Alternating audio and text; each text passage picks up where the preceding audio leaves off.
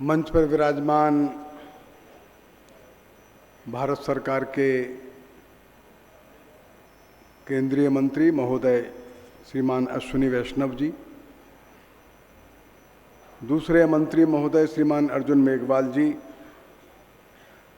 लघु उद्योग भारती के राष्ट्रीय अध्यक्ष श्रीमान बलदेव प्रजापति जी, राष्ट्रीय महामंत्री श्रीमान घनश्याम जी ओझा, दिल्ली प्रदेश के अध्यक्ष श्रीमान दीवान चंद्र जी, सभी आदरणीय बंधुओं बहनों,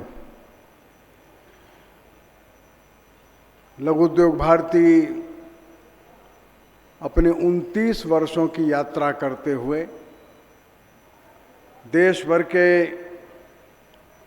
लगभग 590 जिलों में अपने 50,000 के लगभग सदस्यों के साथ 48,000 क्रॉस किए हैं आप लोग। तो 48,000 एट ए मेंबरशिप के साथ और लगभग 900 इनकी यूनिट्स हैं, हम मान सकते हैं कि लघु उद्योग भारती अब एक राष्ट्रव्यापी मजबूत संगठन तो हो गया है।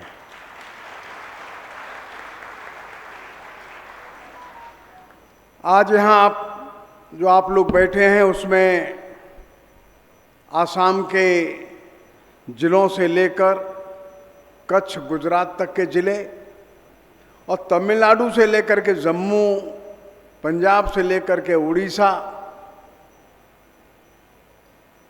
देश के लगभग सभी जिलों से प्रतिनिधित्व अब धीरे धीरे होता जा रहा है। हर वर्ष 7-8 हजार 10,000 संख्या हमारे सदस्यों की बढ़ जाती है और यह उत्साहजनक समाचार है। मेरे को जो बोलने को कहा है वो आत्मनिर्भर भारत और लघु उद्योगों की भूमिका। बंधुओं, हमारा देश सारे दुनिया में एक विशेषता रखने वाला देश है। एक और हम लोग अभी चंद्रयान पर, चंद्रमा पर पहुंचने वाले दक्षिणी ध्रुव पर पहले देश हो गए।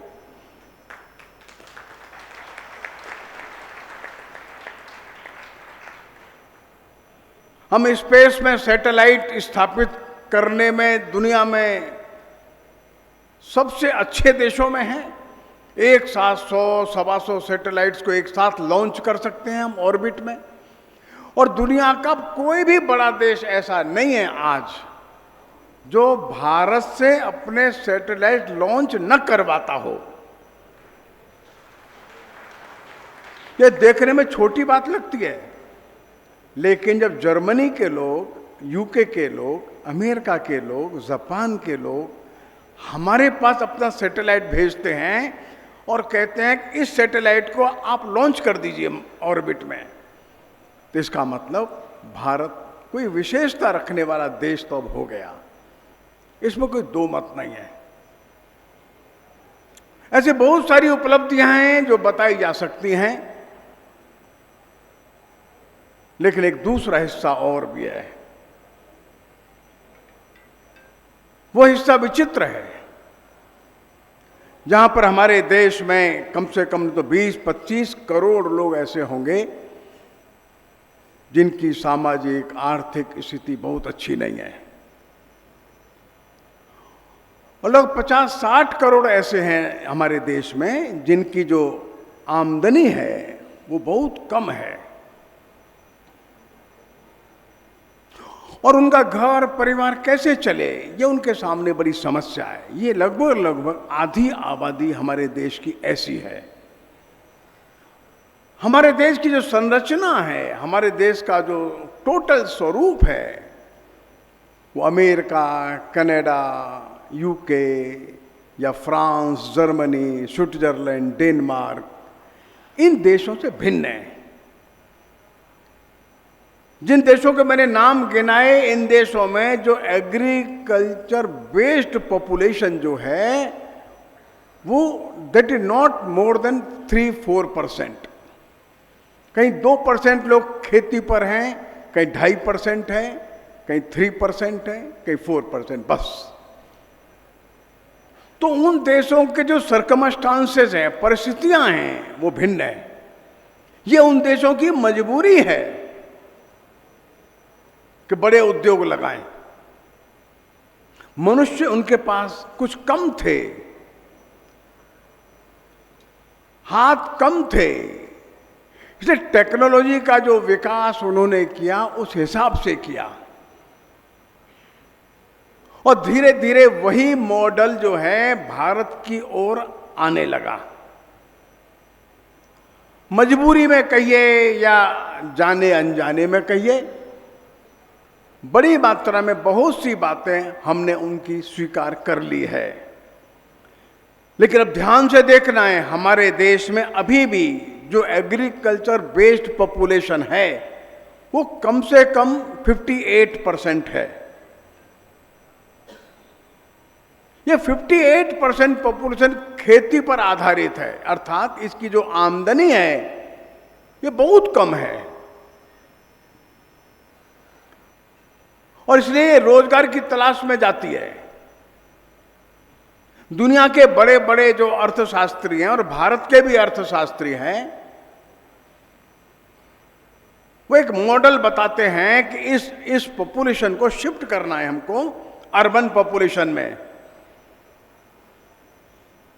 लेकिन शिफ्ट करना है तो उनको देना क्या है ये उनको नहीं मालूम,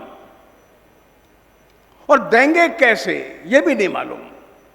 तो ये पॉपुलेशन शिफ्ट तो हो रही है, हर साल लगभग 0.8% पॉपुलेशन ग्रामीण क्षेत्र से शहर में शिफ्ट होती है, और थोड़ी सी पॉपुलेशन फिर वापस फिर गांव में आ जाती है, क्योंकि उनको वहां कुछ मिलता नहीं है। आधे लोग वहीं सेट हो जाते हैं, आधे लोग वापस आ जाते हैं, और जो गांव के लोग शहर में सेट हो जाते हैं, कुछ लोग अच्छा जीवन जीते हैं और बाकी के लोग बहुत अच्छा जीवन नहीं जीते। वो स्लम्स में रहते हैं, एक कमरे के अंदर 10-12 लोग रहते हैं, अनहाइजीनिक सर्कमस्टांसेस में रहते हैं, अपने परिवार से दूर रहते हैं। उनकी सामाजिकता, सांस्कृतिक परिस्थितियां बदल जाती है, और इसलिए हमको जो विचार करना है वो 134 करोड़ पर्सन्स, इनके लिए विचार करना, वो मॉडल चाहिए हमको। ये मॉडल जो बड़ी इंडस्ट्री का है कुछ सेक्टर में ठीक है, लेकिन अपने आंखों के सामने 134-135 करोड़ लोग जो हैं, ये ध्यान में रखकर भारत के लिए एक मॉडल चाहिए। वो मॉडल केवल और केवल एमएसएमई उपलब्ध करा सकता है।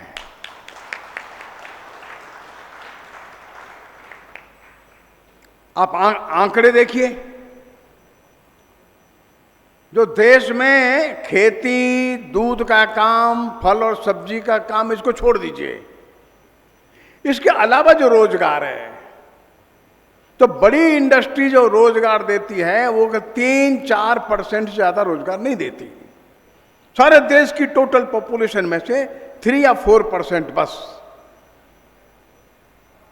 90% जो रोजगार है जो उद्योग जगत में, वो एमएसएमई देती है। 90% रोजगार ये एमएसएमई के द्वारा मिलता है। आज देश में लगभग 11 करोड़ से ज्यादा रोजगार जो एमएसएमई देती है, और 11 करोड़ रोजगार का मतलब हुआ कि 40-45 करोड़ पॉपुलेशन को रोजगार ये दे रहे हैं।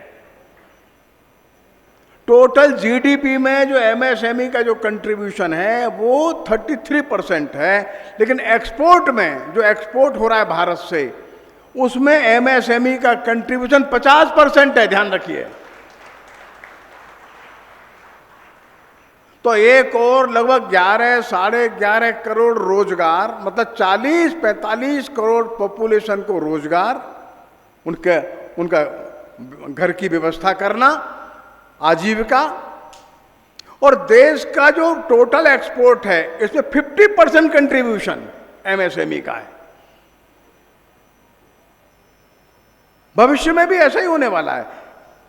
गवर्नमेंट की भी योजना ऐसी है कि 50% एक्सपोर्ट जो एमएसएमई के द्वारा है इसको बढ़ाकर 60% कैसे किया जाए।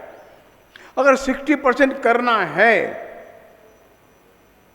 तो उसके लिए कुछ न कुछ योजनाएं बनानी पड़ेंगी, कुछ अलग से ध्यान देना पड़ेगा, इसको बचाना पड़ेगा। और अगर रोजगार 2, 3, 4 करोड़ और बढ़ाने हैं तुरंत 5-7 वर्षों के अंदर,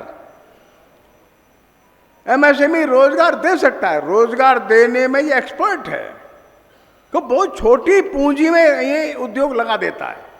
25-50 लाख, 1 करोड़, 2 करोड़, और जो पर कैपिटा जो इन्वॉल्वमेंट है कैपिटल का, वो एमएसएमई का बहुत कम है। मतलब बहुत कम पूंजी लगाकर अधिकतम रोजगार प्रोवाइड करता है। इसलिए यदि देश में रोजगार का सृजन करना है भविष्य में, हमारी जनसंख्या को देखकर, हमारी परिस्थितियों को देखकर, तो एमएसएमई के लिए विशेष ध्यान, विशेष योजना करनी ही होगी। एक दूसरी बात, हमारे देश की सामाजिक परिस्थितियां भी भिन्न हैं। संविधान सभा ने उन सामाजिक परिस्थितियों पर ध्यान दिया है और कुछ प्रावधान बनाए हैं। लेकिन केवल प्रावधानों से तो बात नहीं बनेगी। संविधान इंडस्ट्री तो नहीं लगा सकता। एमएसएमई के द्वारा सर्वाधिक जो रोजगार मिलता है वो हमारे सामाजिक आर्थिक दृष्टि से जो डिप्राइव्ड लोग हैं, वंचित लोग हैं, उनको मिलता है। बड़ा नंबर है ये। सारी जो महिलाओं को इसमें काम मिलता है, 24% महिलाएं इसमें ऐसी हैं जो सच में एससी, एसटी, ओबीसी वर्ग से आती हैं। उनके घर की जो आर्थिक स्थिति है वो अच्छी होती है, धीरे धीरे सामाजिक स्थिति अच्छी होती है। कुल मिलाकर एमएसएमई बड़ी मात्रा में देश के इस सामाजिक परिवर्तन के काम में एक बड़ी भूमिका का निर्वाह कर रहा है। ध्यान में रखने की बात है। एक और सरकार जो है ये बात को अच्छे से जानती है, चाहे स्टेट गवर्नमेंट हो चाहे सेंट्रल गवर्नमेंट हो, बहुत अधिक रोजगार वो नहीं दे सकते। तो रोजगार देगा कौन? अब इसको इनडायरेक्टली हम लोग समझने की कोशिश करें। जो एससी, एसटी, ओबीसी का आरक्षण था, ये तो गवर्नमेंट सेक्टर में था। अगर वो रोजगार कम हो गए जो गवर्नमेंट के द्वारा दिए जाते हैं, मतलब रेलवे की नौकरियां हैं, यहाँ वैष्णव जी बैठे हैं, तो रेलवे की नौकरियों में अब आउटसोर्सिंग बढ़ रहा है, वो कंपनीज को दे रहे हैं।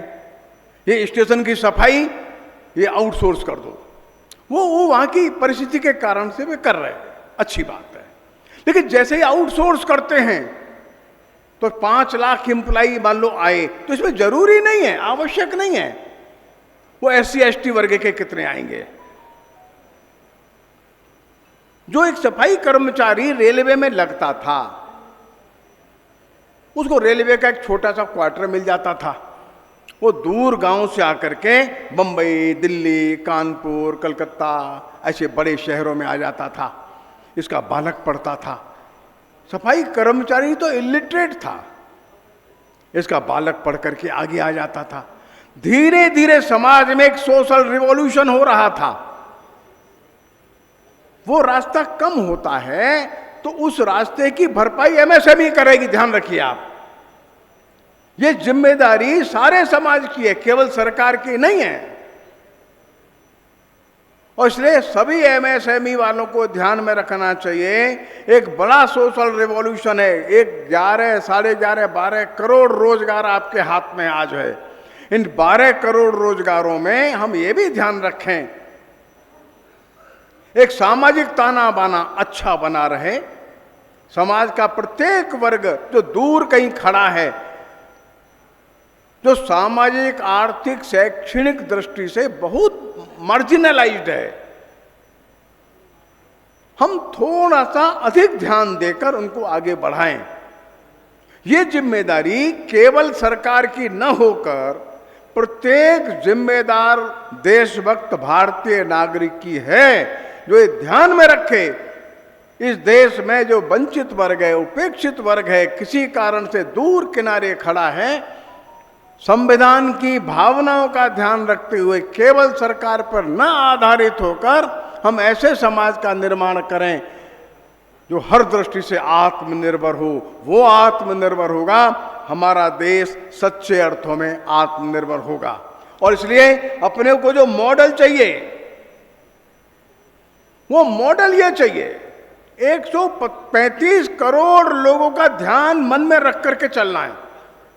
जो कक्षा 8 में फेल हो गया, ड्रॉप आउट है, हाई स्कूल फेल हो गया, ड्रॉप आउट है, 12th पास हुआ या फेल हो गया, गांव में बैठा है, हम इसके लिए क्या दे सकते हैं? और इसलिए एमएसएमई ने, हमारे लघु उद्योग भारती ने सारे देश भर में एक स्वावलंबी भारत ध्यान में रखकर स्थान स्थान पर स्किल डेवलपमेंट के, रोजगार के लिए प्रशिक्षण देने वाले केंद्र प्रारंभ किए हैं। और मुझको ये कहने में अच्छा भी लग रहा है, सारे देश में एक 44 केंद्र, 44 जिले ऐसे हम लोगों ने ध्यान में रखे हैं लघु उद्योग भारती के कार्यकर्ताओं ने, जहां पर नए नए ऐसे बच्चे जो बहुत कम पढ़े लिखे हैं, गांव में बैठे हैं, नगर में बैठे हैं, उनको ट्रेंड करके, प्रशिक्षित करके कोई न कोई रोजगार हम उनको उपलब्ध करा सकेंगे। सब बातें सरकार के कंधे पर रख देने से समाज मजबूत नहीं होता। समाज वही मजबूत होता है जो अपने पैरों पर खड़ा होता है। सरकार से अपेक्षा इतनी करिए, सरकार लॉ एंड ऑर्डर ठीक रखे, सरकार कानून व्यवस्था अच्छी रखे, अच्छे कानून और बनाए जाएं, उद्योग अच्छे से आगे बढ़े, नीतियां अच्छी बने, लेकिन बाकी शेष बात समाज करे। समाज उन बच्चों को प्रशिक्षित करके, संस्कारित करके आगे ले आवे। और इसलिए बड़ी आवश्यकता यह है, जैसे वैष्णव जी ने बताया, कुछ सेक्टर को रिजर्व किया है, लेकिन धीरे धीरे उसको कम करने की योजना कुछ लोग बनाते हैं। कुछ लोग ऐसा करते हैं, नहीं नहीं कंपटीशन होने दीजिए। तो कंपटीशन होगा तो फिर तो सर्वाइवल ऑफ द फिटेस्ट हो जाएगा, और फिटेस्ट में टाटा, अंबानी, बिरला जी, उनसे कौन कंपटीशन करेगा भाई? उनसे कोई स्मॉल स्केल या माइक्रो वाला उनसे कंपटीशन नहीं कर सकता। टीवी पर विज्ञापन किसका आएगा? उसी का आएगा। और इसलिए आज जो रिन साबुन जो है गांव गांव पहुंच गया, एरियल नाम का जो सर्फ है या पाउडर जो है बस, ये गांव गांव पहुंच गया। विज्ञापन से पहुंचता है, अच्छा है इसलिए नहीं पहुंचता है। वो छोटा छोटा खाने का आइटम है, गांव गांव पहुंच गया। और गांव की जो बिस्किट की फैक्ट्री है वो कौन चलाएगा? पॉलिश का ब्रश है, ये भी ब्रांडेड कंपनी बेच रही है। अब इस पॉलिश करने वाले ब्रश को बेचने के लिए ब्रांडेड कंपनी चाहिए। या बाथरूम है, सैनिटरी का ब्रश है, वो भी ब्रांडेड कंपनी बेच रही है। इसको तो 2-3-4 लाख रुपया लगा करके वो छोटा उद्योग चला के बनाता है, लेकिन उसका मार्केट खत्म हो जाएगा। जो फावड़ा है ये भी टाटा ही बना करके बेचता है, बेलचा। जो सामान्य से काम है, जो हमारा गड़िया लोहार बना देता था, अब ये टाटा कंपनी का फावड़ा मार्केट में किसान के हाथ में आ गया। तो किसान के हाथ में छोटा छोटा सामान भी है, वो बड़ी कंपनी का आ रहा है। तो हम रोजगार सबको कैसे दे पाएंगे? और इसलिए इस देश में कुछ न कुछ प्रकार से ऐसी व्यवस्था रहे कि जो सामान बहुत बड़ी क्वालिटी का नहीं चाहिए, ब्रांडेड की आवश्यकता नहीं है, उनके लिए कोई रिजर्वेशन चाहिए, सहारा चाहिए। जैसे देश में खादी का वातावरण बना, आज से 100 साल पहले बना। खादी तो मोटा कपड़ा था। मोतीलाल नेहरू जी खादी का रूमाल रखने लगे, वे बड़ा सॉफ्ट रूमाल रखते थे। और एक दिन मोतीलाल नेहरू गांधी जी को कहते, गांधी जी आपका ये खादी का अगर आंदोलन लंबा चल गया तो इस मोटे रूमाल से हमारी नाक तो घिस घिस के खत्म हो जाएगी। यह मोतीलाल नेहरू जी का कहना था। वो इतने सोफिस्टिकेटेड थे, इतने नाजुक भी थे। एक संपन्न परिवार में जन्म लिए थे, बड़े बैरिस्टर थे, लेकिन धीरे धीरे खद्दर, खादी, मोटा कपड़ा लोगों के मन में बैठ गया। और ऐसा मन में बैठा कि लोगों ने खद्दर को भावनाओं से स्वीकार कर लिया। ये देश की जनता के साथ, देश के मन के साथ, उस गांव की महिला के साथ जुड़ा हुआ वस्त्र है ये। करोड़ों लोगों को रोजगार मिल गया। आज तक देश में करोड़ों लोग उस खद्दर के काम में स्थायी रूप से लग गए। कम से कम उनके 2 समय की रोटी तो चलती है। स्वावलंबी भारत बनाते समय अपने को सबसे पहले विचार करना है, हम कौन हैं, क्या हैं, कैसे हैं, हमारी परिस्थितियां कैसी हैं, हमारी जनसंख्या कितनी है, हमारे पास क्या है, उसका हम कैसे बहुत अच्छा उपयोग कर सकते हैं। ये बात ध्यान में रख करके अपने को अपना मॉडल बनाना है। ध्यान रखिए, जब हम लघु उद्योगों की बात करते हैं तो उस व्यक्ति को रोजगार अपने घर के पास में कहीं मिल जाता है। 10-20 किलोमीटर दूर पर उसको रोजगार मिल जाए, ये हमारी अपेक्षा है। जब 10-20 किलोमीटर की रेंज में इसको रोजगार मिल जाता है तो सामान्यतया ये अपने घर चला जाता है, साइकिल से, स्कूटर, मोटरसाइकिल से या ट्रेन, बस से। तो सबसे बड़ा एक और परिवर्तन आता है। वो परिवर्तन ये आता है, हमारी सामाजिक व्यवस्था इंटैक्ट बनी रहती है। ये नौजवान लड़का या बेटी जो है अपने माँ बाप के पास आ जाती है, या लड़की अपने ससुराल में बनी रहती है, काम भी करती है, पैसा भी अर्थोपार्जन करती है, अपने बूढ़े माँ बाप, सास ससुर को भी देख लेती है। अब कल्पना करिए, वो दूर बस्ती जिला, गोरखपुर जिला, बलिया है, सासाराम है, पूर्णिया, कटिहार है, वहां के बच्चे को रोजगार तो मिला बंबई, रोजगार मिला नोएडा, रोजगार मिला बेंगलोर। अब इसके घर को कौन देखेगा? आज देश में कम से कम 40-50 करोड़ लोग ऐसे हैं अब जिनकी सेवा की जरूरत है, जो 50 वर्ष की उम्र से ऊपर जा रहे हैं। ये संख्या दिन प्रतिदिन कम नहीं होगी, अब बढ़ेगी। ये 30-40 करोड़ लोग अब ऐसे हैं जो 50-60 वर्ष से और ऊपर जा रहे हैं। 10-15-20 करोड़ लोग ऐसे हैं जो 60 के ऊपर जा रहे हैं। इनको किन के भरोसे छोड़ा जाएगा? जिनके बच्चे अपने रोजगार की तलाश में दूर चले गए तो इन बूढ़े माँ बाप, दादा दादी, नाना नानी, इनको कौन देखेगा? एमएसएमई इस बात की गारंटी देता है, हम इनको रोजगार देंगे, साथ साथ इनके परिवार की सामाजिकता को, बड़े बूढ़े बुजुर्गों की चिंता को बनाए रखने के लिए लड़कों को घर के पास ही रखेंगे। ये बहुत बड़ी सामाजिक आवश्यकता है, ध्यान रखिए। 15,000 की नौकरी करने के लिए जो लड़का छत्तीसगढ़, उड़ीसा से और बंबई चला गया, वो वहां स्लम्स में रहता है। स्लम्स में काय का सामाजिक जीवन है, हमको बताइए।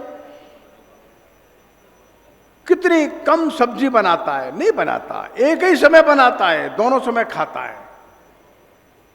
एक कमरे में 8-10 जो मजदूर सो जाते हैं। हाइजीन कैसा है? सामाजिकता कैसी है? बीमारियां फैलती हैं। उसका सांस्कृतिक और सामाजिक जीवन धीरे धीरे नष्ट हो जाता है। माता पिता, भाई बहन, बच्चे, पत्नी, रिश्तेदार, ये धीरे धीरे सब समाप्त हो जाते हैं। तो एक तरफ सामाजिक जीवन, पारिवारिक जीवन, सांस्कृतिक जीवन सब नष्ट होता है। उस श्रम के जीवन में बीमारियां पालता हुआ वो वहां रहता है। जितनी अधिक मात्रा में हमारी जो एमएसएमई, लघु उद्योग इकाइयां बढ़ेंगी, आप पक्का मानिए, हम इस देश के पारिवारिक जीवन को, सामाजिक जीवन को, सांस्कृतिक जीवन को पक्का मजबूत बनाए रखने की गारंटी है। वो होली दिवाली पर घर नहीं आ पाता है, कभी किसी विशेष पर्व पर आता है, छुट्टी नहीं मिलती, रक्षाबंधन पर घर नहीं आता है, कैसे उसकी सामाजिकता निभेगी, कैसे उसकी रिश्तेदारी चलेगी? नहीं चलती। और इसलिए रोजगार उसके निकट में कहीं दीजिए। ये मजदूरी जो है ये व्यक्ति को पलायन कर देती है और धीरे धीरे गांव के गांव खाली हो जाते हैं। अभी उत्तराखंड में 1700 गांव ऐसे हैं, उत्तराखंड अकेले में, जिसमें अब एक भी व्यक्ति नहीं रहता। पूरा गांव मनुष्य से विहीन हो गया।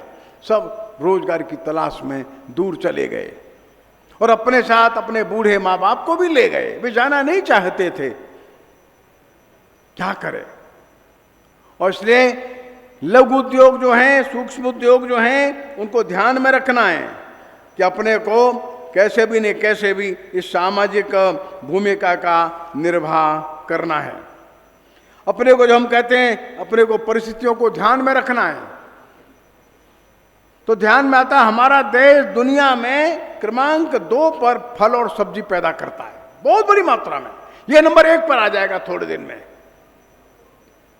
क्यों? हमारे देश का क्लाइमेट ऐसा है।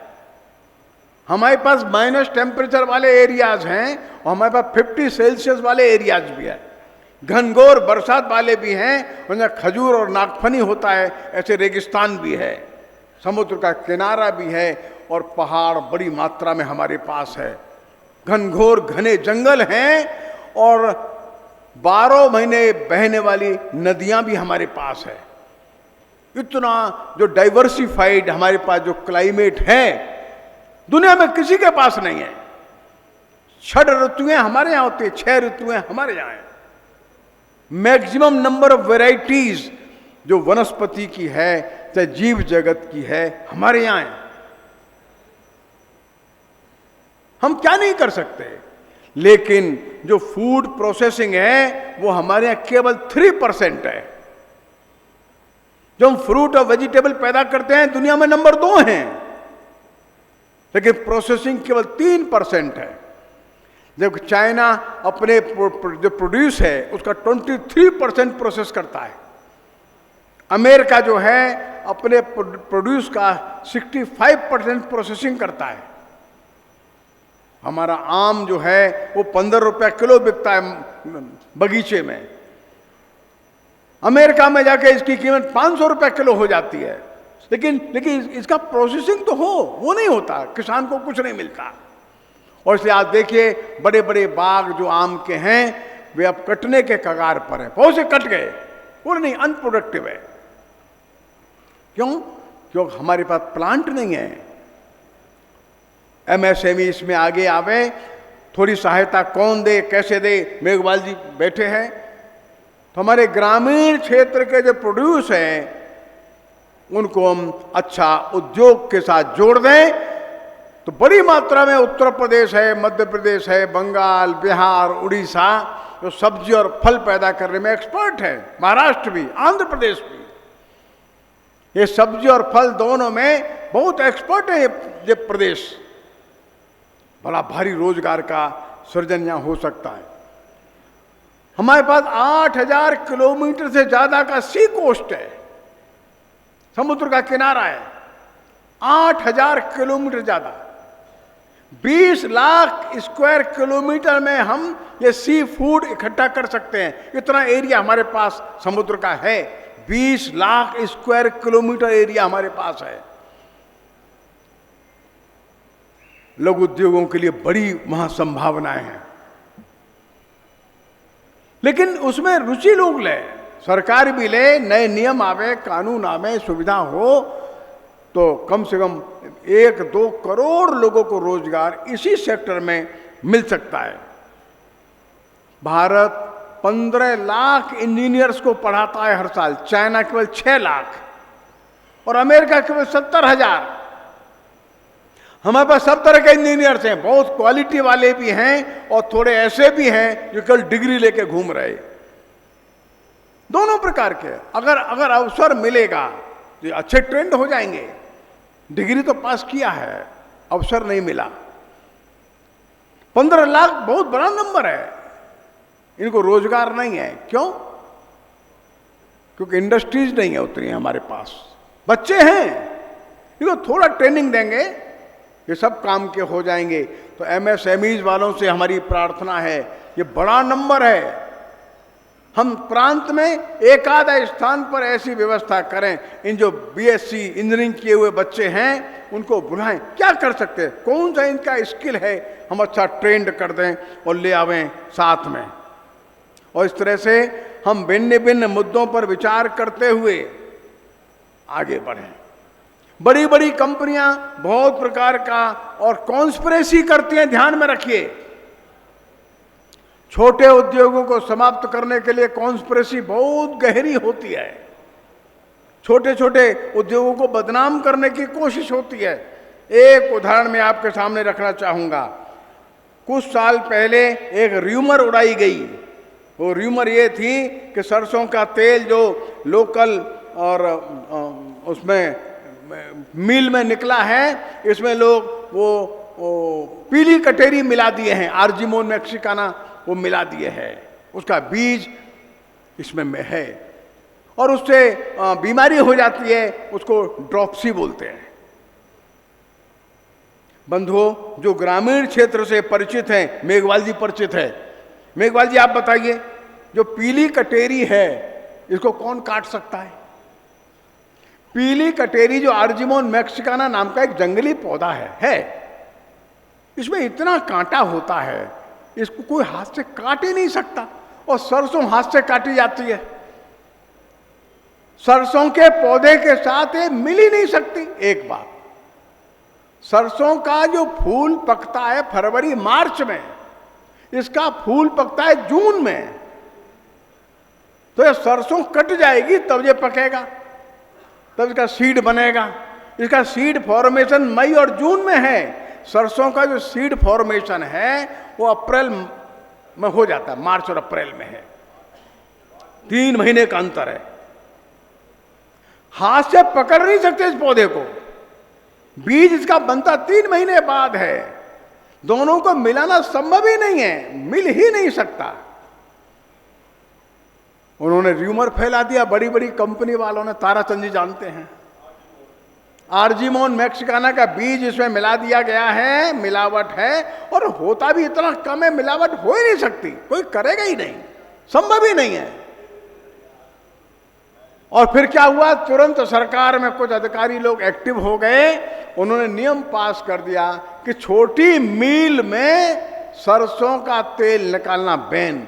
अरे छोटी मील में बैन कर रहे हैं, अगर मिलावट तो बड़ी मील में भी मिल जाएगा। ये तो बड़ी मील में कैसे रोक देंगे आप? बड़ी मील में भी नहीं रोका। जब बीज में मिल ही गया तो छोटी मील और बड़ी मील क्या होती है? लेकिन एक कानून आते ही देश में 1 लाख लघु उद्योग बंद हो गए। कितने? हाँ,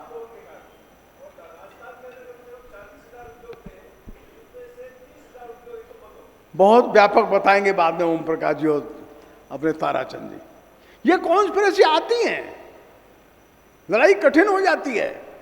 अब छोटा आटा चक्की थी, हर गली मोहल्ले में वो आटा पिसवा लाते थे, हम लोग भी पिसवा के लाते थे आटा, घर की महिलाएं साफ करती थी।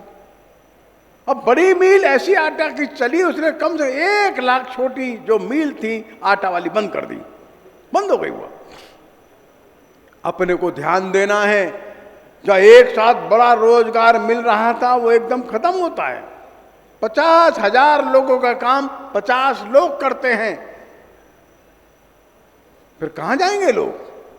हमारे देश का जो ढांचा है, स्वरूप है, हमारे देश की जो जनसंख्या है, हमारे देश के जो नेचुरल रिसोर्सेस हैं, हमारी जो आवश्यकताएं हैं, हमारी परंपराएं हैं, हमारी संस्कृति है, हमारी परिवार व्यवस्था है, हमारी सामाजिकता है, हमारे तीज और त्योहार हैं, इन सबको बनाकर, रखकर, संभाल कर आर्थिक योजनाएं बनानी हैं। आर्थिक ढांचा ऐसा हो जो हमारी सामाजिकता को बना के रखे, हमारी परिवार व्यवस्था को और मजबूत करे, हमारे सांस्कृतिक जीवन मूल्यों को क्षरित न होने दे, ऐसा ढांचा एमएसएमई लघु उद्योग जगत अच्छे से बना भी सकता है, उसको मजबूती सुदृढ़ रख सकता है।